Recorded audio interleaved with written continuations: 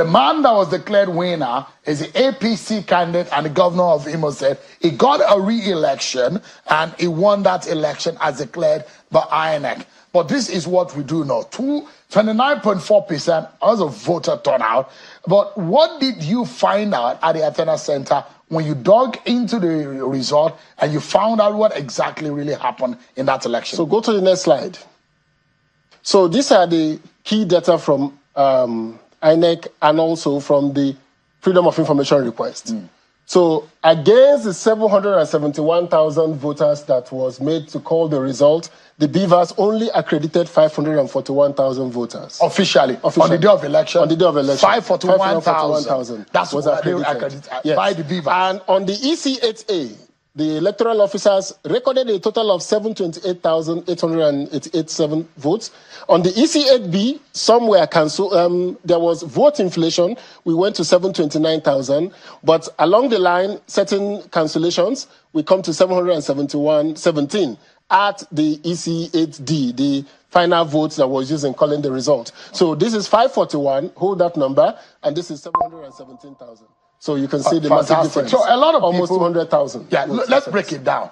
This is on the election day. Yes. What's the BVAS officially the instrument for accreditation? Accreditation. Fantastic. Yes. And the BVAS emerged from INEC wanting to say accreditation and voting is going to commence almost at the same time. Simultaneously. So you accredit, you vote. So there is no way you could have accredited 541 and 717 will vote. And because usually, no accreditation, no voting. That's usually the BVAS has a memory. Yes. It captures in its memory. Yes, it's stored it. What is being accredited on the day of election. 541,000. But now there are discrepancies in these figures. Now, downloaded from INEC Viewing Portal, which are the result that has been scanned by the officials of INEC onto the IREV. So if you go to the next slide, you will see what we saw on the IREV.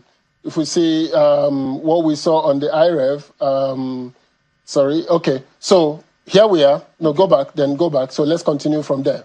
So there was significant non-compliance with INEC electoral guidelines in 1,101 polling units, where the results, the total votes cast, did not match with the BVAS accreditation.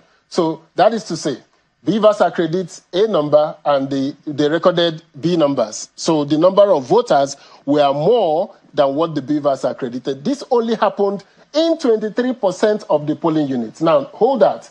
In 77% of the polling units, the results were consistent. The total votes and the BVAS matched. So there was very high compliance. Technology has helped us in Nigeria to say that our votes do count. Our 73% was compliant. 23.1%, now this is the problem. They altered the election results. If you look at this, these are the local governments and these are the non-compliance issues. The highest non-compliance happened in about 10 polling units, in about 10 local governments. So you see Oru East, Uguta, Okigwe, Olo, Oru West, Ikeduru, Wangele, Oso, and Dunkwere. Interestingly, all these local governments are in the senatorial zone of the governor. This of the winner of the election, of the winner of the APC candidate. The APC candidates, interestingly. But the highest was in Oru East, the local government of the governor. That's where we saw the highest non-compliance. So what happened was that whatever we saw as the official result, either the one uploaded on the BVAS, the one uploaded on the IREV, and the one INEC had, eventually, as given to you by INEC, there were discrepancies to the original result has been announced. So let's go forward. Now, there was overvoting in 807 polling units.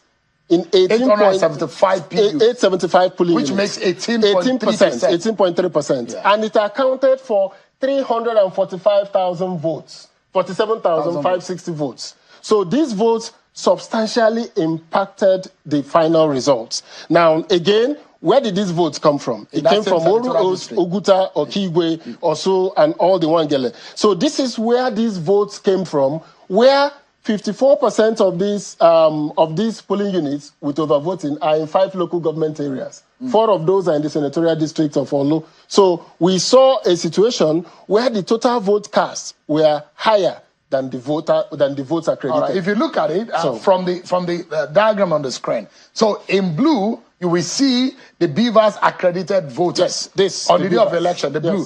Yes. So, and you will see as against the EC8A vote cast, which is supposed to be the vote. It's supposed to tally. It's supposed to tally. But unfortunately, yes, they are not tally. So you will see the increase, which gives you the 347,000.